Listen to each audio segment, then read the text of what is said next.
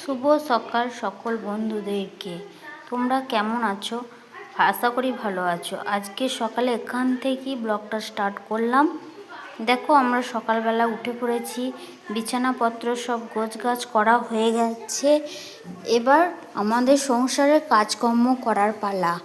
হ্যাঁ, তাই তো, এটা ঠিক কথাই। সবাইকে, প্রত্যেকটা মানুষ, মেয়েদেরকে সকালের এটাই কাজ।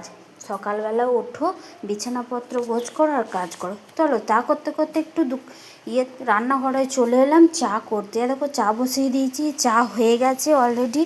এবার চা খাওয়ার পালা। চা বিস্কুট খাওয়া হয়ে গেল। চা খেতে খেতে একটা পার্সেলের দাদা ফোন করলো, পার্সেলটা এসছে, নিয়ে যান।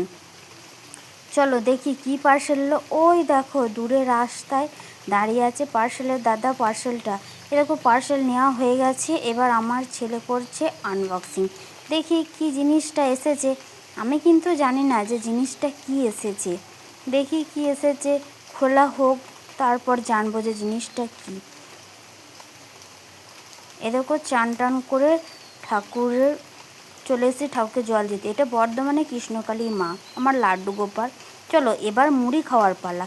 মুড়ি টুড়ি খাওয়া হলো, এবার তো রান্না করতে হবে রান্নাঘরে। দেখো আজকের মেনু হচ্ছে, রান্না তো অনেক হলো, চলো আজকে কি রান্না হলো ভাত খাওয়া যাক। এই দেখো এই রান্না হয়েছে পটল আলুর তরকারি, শাক ভাজা, উচ্ছে ভাজা। দেখো আজকে সকাল থেকে সারাদিন জল পড়ছে। জলে কি আরও ভালো লাগে বলো? হ্যাঁ, বৃষ্টি পড়লে ছেলেপেলেদেরও খুব অসুবিধা। আরে সারাদিন তো যার সাথে বকবক করলে তাকে একটু দেখবে না তোমরা কেউ? হাই, আমি সুষমা।